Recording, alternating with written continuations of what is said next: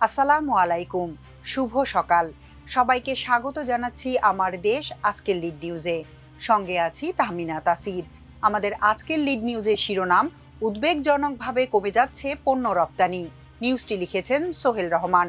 চলুন দর্শক জেনে নেওয়া যাক লিড নিউজটির বিস্তারিত। দেশের সামগ্রিক অর্থনীতির ভঙ্গুর অবস্থার মধ্যে কিছুটা আশাব্যঞ্জক ছিল রপ্তানি আয়, তবে সেই আশার জায়গাটিও এখন নড়বড়ে হয়ে উঠছে। বৈদেশিক মুদ্রা উপার্জনে মুখ্য ভূমিকায় থাকা রপ্তানি খাত প্রবৃদ্ধি অর্জনে প্রতি মাসেই হোঁচট খাচ্ছে। চলতি 2025-26 অর্থ বছরের শুরু থেকেই রপ্তানি বাণিজ্যে নেতিবাচক ধারা লক্ষ্য করা যাচ্ছে। গত আগস্ট থেকে টানা 8 মাস ধরে ধারাবাহিকভাবে কমেছে বাংলাদেশের পণ্য রপ্তানি, যা দেশের ইতিহাসে নজিরবিহীন। সবশেষ গত মার্চেও আগের অর্থ বছরের একই সময়ের তুলনায় রপ্তানি আয় কমেছে 18%-রও বেশি। এ মাসে কমে যাওয়ার হার আগের 8 মাসের মধ্যে সর্বোচ্চ। বিশ্লেষকদের মতে মধ্যপ্রাচ্যে যুদ্ধের কারণে বাড়তি দামে জ্বালানি কিনতে দেশের রিজার্ভের উপর চাপ বাড়ছে। এমন পরিস্থিতিতে যখন বৈদেশিক মুদ্রা আয়ে গতি দরকার, তখন পণ্য রপ্তানির এই স্লথ প্রবণতায় অর্থনীতির স্থিতিশীলতা নিয়ে দেখা দিয়েছে শঙ্কা। রপ্তানি উন্নয়ন ব্যুরো ইপিবি সবশেষ হালনাগাদ প্রতিবেদনে দেখা যায়, চলতি বছরের মার্চে রপ্তানির পরিমাণ $348 কোটি। গত বছরের একই মাসে রপ্তানি আয় এসেছিল $425 কোটি। অর্থাৎ গত বছরের একই সময়ের তুলনায় রপ্তানি কমেছে $77 কোটি, যা দেশীয় মুদ্রায় প্রায় 9,395 কোটি টাকা। ইপিবির তথ্যে দেখা যায়, চলতি অর্থ বছরের প্রথম 9 মাসের মধ্যে শুধু জুলাইয়ে রপ্তানি বেশি হয়েছে। এ মাসে রপ্তানি হয়েছে $477 কোটি, যা গত বছরের একই মাসে $382 কোটি রপ্তানির তুলনায় প্রায় 25% বেশি। আগস্ট থেকেই পণ্য রপ্তানিতে নেতিবাচক প্রবণতা শুরু। ওই মাসে রপ্তানি আয় দাঁড়ায় $392 কোটি, যা 2024 সালের একই সময়ের চেয়ে 2.93% কম। তৈরি পোশাক খাত দেশের প্রধান রপ্তানি পণ্য। মোট রপ্তানি আয়ের 80%-এর বেশি আসে এ খাত থেকে। চলতি অর্থ বছরে পোশাক রপ্তানিতে ধারাবাহিক ধস চলছেই। ইপিবির হিসাবে টানা 8 মাস সময় ধরে পোশাক রপ্তানি কমছে। অর্থ বছরের প্রথম 9 মাসে তৈরি পোশাক খাতের রপ্তানি আয় দাঁড়িয়েছে $2,858 কোটি, যা আগের অর্থ বছরের একই সময়ের $3,025 কোটি তুলনায় 5.51% কম। এ সময় নিটওয়্যার রপ্তানি 6.42% কমে $1,511 কোটি এবং ওভেন পোশাক রপ্তানি 4.48% কমে $1,347 কোটি নেমেছে। শুধু মার্চে এ খাতের রপ্তানি কমেছে 19.35%, আয় হয়েছে $278 কোটি। গত বছরের মার্চে এই পরিমাণ ছিল $345 কোটি মতো। অর্থাৎ একক পণ্য তৈরি পোশাক রপ্তানি কমেছে $67 কোটি।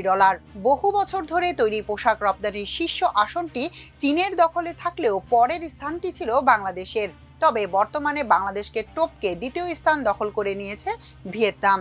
রপ্তানিকারকরা বলছেন, রপ্তানি পণ্য প্রস্তুত করতে অন্তত 40% কাঁচামাল আমাদের আমদানি করতে হয়। এতে সময় ও খরচ দুটোই বৃদ্ধি পায়। আমাদের মূল প্রতিদ্বন্দ্বী চীন আর ভিয়েতনামে এ প্রতিবন্ধকতা নেই। এ কারণেই ক্রেতাদের প্রথম দুটি পছন্দের তালিকায় এখন চীন আর ভিয়েতনাম। বাংলাদেশের অবস্থান 3 নম্বরে। এ অবস্থায় আমাদের দ্রুত ঘুরে দাঁড়ানো সম্ভব না হলে স্থায়ী ক্ষতির সম্মুখীন হতে হবে। বাজার বিশ্লেষকদের মতে সবচেয়ে উদ্বেগজনক বিষয়, বাংলাদেশের পোশাক রপ্তানির শীর্ষ 10 দেশের মধ্যে 9 দেশে রপ্তানি কমেছে। এর মধ্যে ব্যতিক্রম শুধু স্পেন। দেশটিতে পোশাক রপ্তানি বেড়েছে 2% মতো। ইপিবির দেশভিত্তিক হালনাগাদ তথ্য বিশ্লেষণে দেখা যায়, শীর্ষ 10 রপ্তানি বাজারের মধ্যে সবচেয়ে বড় পতন দেখা গেছে জার্মানিতে। চলতি অর্থ বছরের প্রথম 9 মাসে দেশটিতে রপ্তানি গত বছরের একই সময়ের তুলনায় প্রায় 14% কমেছে। পরিমাণ কমেছে প্রায় $53 কোটি। এ সময় জার্মানিতে রপ্তানি নেমে এসেছে $327 কোটি, যেখানে আগের অর্থ বছরের একই সময়ে ছিল $380 কোটি। দ্বিতীয় সর্বোচ্চ পতন হয়েছে ডেনমার্কে, যেখানে রপ্তানি কমেছে 13.72%। ফলে $80 কোটি রপ্তানি কমে দাঁড়িয়েছে $69 কোটি। একই সময়ে ফ্রান্সেও রপ্তানি হ্রাস পেয়েছে 12.26%, অর্থাৎ $165 কোটি থেকে কমে $145 কোটি নেমে এসেছে। পরিমাণে বেশি রপ্তানি হয় এমন দেশের মধ্যে একক প্রধান বাজার যুক্তরাষ্ট্রে রপ্তানি কম হয়েছে 2.54%। দেশটিতে মোট রপ্তানি দাঁড়িয়েছে $559 কোটি, যা আগের অর্থ বছরের একই সময়ে ছিল $574 কোটি। অন্যদিকে যুক্তরাজ্যে রপ্তানি কমেছে 1.61%, নেদারল্যান্ডসে রপ্তানি কমেছে 0.85%, কানাডার রপ্তানি কমেছে 0.26%, আর জাপানে রপ্তানি কমেছে 7.11%। বাংলাদেশ চেম্বার অফ ইন্ডাস্ট্রিজের সভাপতি আনোয়ারুল আজম পারভেজ চৌধুরী বলেন, বিদেশি ক্রেতাদের মধ্যে বাংলাদেশের বিদ্যুৎ পরিস্থিতি ও স্থিতিশীলতা নিয়ে উদ্বেগ বাড়ছে। আগামী 2 থেকে 3 মাসের মধ্যে জ্বালানি শূন্য হবে বাংলাদেশ এমন আশঙ্কায় ক্রয়াদেশ ভারত সহ অন্য দেশে চলে যাচ্ছে। এতে দেশের অর্থনীতি ও বৈদেশিক মুদ্রার প্রধান উৎস তৈরি পোশাক খাত এক গভীর সংকটের মুখে পড়তে যাচ্ছে। বিসিআই সভাপতি বলেন, বিশ্ববাজারে অস্থিরতা এবং বিদ্যুৎ সংকট সহ অভ্যন্তরীণ কিছু সীমাবদ্ধতার কারণে জুলাই আগস্টের সম্ভাব্য ক্রয়াদেশ থমকে গেছে। এ সময় যে পরিমাণ অর্ডার আসার কথা ছিল তা অত্যন্ত ধীর হয়ে গেছে। অনেক বড় ক্রেতা এরই মধ্যে নেতিবাচক বার্তা দেওয়া শুরু করেছে।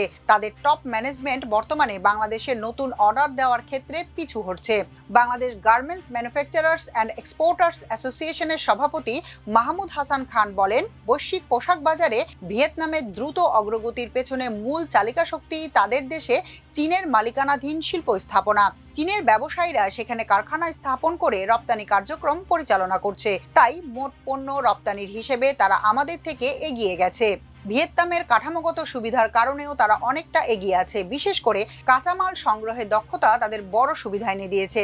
ভিয়েতনাম চীন থেকে প্রায় 1 সপ্তাহেই প্রয়োজনীয় কাঁচামাল সংগ্রহ করতে সক্ষম, যেখানে বাংলাদেশে একই প্রক্রিয়ায় প্রায় 1 মাস পর্যন্ত সময় লাগে। ফলে লিড টাইম উল্লেখযোগ্যভাবে বেড়ে যায়। মাহমুদ হাসান খান বলেন, শান্তিপূর্ণ নির্বাচন হলে পরিস্থিতি স্বাভাবিক হবে এমন প্রত্যাশা ছিল। সে অনুযায়ী এপ্রিল বা মে মাস থেকে নতুন রপ্তানি আদেশ বাড়তে পারে এবং এর প্রতিফলন আগস্ট নাগাদ দেখা যাবে বলে ধারণা করা হয়েছিল। তবে মধ্যপ্রাচ্যের অস্থিরতা সেই সম্ভাবনাকে অনিশ্চিত করে দিয়েছে। বর্তমান বাস্তবতায় রপ্তানি খাতে ইতিবাচক প্রবণতা কবে ফিরবে তা নির্দিষ্ট করে বলা কঠিন। গুরুত্বপূর্ণ অন্যান্য শীর্ষ খাত ভিত্তিক রপ্তানি পণ্যেও বিপর্যয় স্পষ্ট হয়ে উঠছে। ইপিবির সর্বশেষ পরিসংখ্যান অনুযায়ী দেশের দ্বিতীয় বৃহৎ রপ্তানি খাত চামড়া ও চামড়াজাত পণ্যে মার্চে আয় হয়েছে $8.79 কোটি, যা আগের বছরের একই সময়ের তুলনায় প্রায় 7% কম। তবে চলতি অর্থবছরের প্রথম 9 মাসে এ খাত থেকে মোট আয় দাঁড়িয়েছে প্রায় $88 কোটি। অন্যদিকে বাংলাদেশের রপ্তানিমুখী শিল্পের তৃতীয় অবস্থানে থাকা প্রক্রিয়াজাত কৃষি পণ্যে মার্চে নিম্নগতি লক্ষ্য করা গেছে। এ খাতে রপ্তানি হয়েছে $6.5 কোটি পণ্য, যা আগের বছরের একই সময়ের তুলনায় 0.09% কম। জুলাই থেকে মার্চ পর্যন্ত মোট রপ্তানি হয়েছে প্রায় $73 কোটি, যা পূর্ববর্তী অর্থবছরের তুলনায় প্রায় 9% হ্রাস পেয়েছে। চতুর্থ শীর্ষ খাত হোম টেক্সটাইলেও পতনের ধারাবাহিকতা রয়েছে। মার্চে এ খাত থেকে আয় হয়েছে $7.92 কোটি, যা আগের বছরের একই সময়ের তুলনায় প্রায় 20% কম। চলতি অর্থবছরের প্রথম 9 মাসে মোট রপ্তানি দাঁড়িয়েছে প্রায় $67 কোটি, যা আগের বছরের একই সময়ের তুলনায় কমেছে 0.73%। এদিকে পঞ্চম অবস্থানে থাকা পাট ও পাটজাত পণ্য খাতে মার্চে রপ্তানি আয় হয়েছে প্রায় $7.25 কোটি। এ খাতেও আগের বছরের তুলনায় পতনের হার প্রায় 13.5%। জুলাই মার্চ সময়ে মোট আয় দাঁড়িয়েছে প্রায় $62 কোটি, যা আগের বছরের একই সময়ের তুলনায় প্রায় 1.30% কম। ইপিবির পরিসংখ্যান অনুযায়ী চলতি অর্থবছরের জুলাই থেকে মার্চ এর 9 মাসে মধ্যপ্রাচ্যের বাজারে বাংলাদেশের পণ্য রপ্তানি দাঁড়িয়েছে প্রায় $66.34 কোটি। এর মধ্যে একক দেশ হিসেবে সর্বোচ্চ রপ্তানি হয়েছে সংযুক্ত আরব আমিরাতে, যেখানে রপ্তানির পরিমাণ প্রায় $28.11 কোটি। এরপরেই রয়েছে সৌদি আরব, দেশটিতে রপ্তানি হয়েছে প্রায় $25.16 কোটি পণ্য। অন্যদিকে কুয়েতে রপ্তানি হয়েছে প্রায় $2 কোটি, আর সংঘাতপূর্ণ ইরানে গেছে $81 লাখ পণ্য। এই অঞ্চলে বর্তমানে তৈরি পোশাক রপ্তানি পুরোপুরি বন্ধ। অর্থনীতিবিদদের মতে বিশ্ব বাণিজ্যের গুরুত্বপূর্ণ নৌপথ হরমুজ প্রণালী অচল হয়ে যাওয়ায় জ্বালানি সরবরাহের পাশাপাশি পণ্য রপ্তানি বিঘ্নিত হয়েছে। ফলে সারা বিশ্বেই রপ্তানি বাণিজ্যে বড় ধাক্কা লেগেছে। মধ্যপ্রাচ্যের অস্থিরতা দ্রুত নিরসন না হলে বাংলাদেশের রপ্তানি বাণিজ্য বড় ধরনের চ্যালেঞ্জের মুখে থাকবে। আকাশপথ ও সমুদ্রপথে পণ্য পরিবহন স্বাভাবিক না হওয়া পর্যন্ত ক্ষতির ঝুঁকি থেকেই যাবে। এখনকার মতো এ পর্যন্তই। সবাই ভালো থাকুন, সুস্থ থাকুন আমার দেশের সঙ্গে। চ্যানেলটি ভালো লাগলে সাবস্ক্রাইব করুন। আল্লাহ হাফেজ।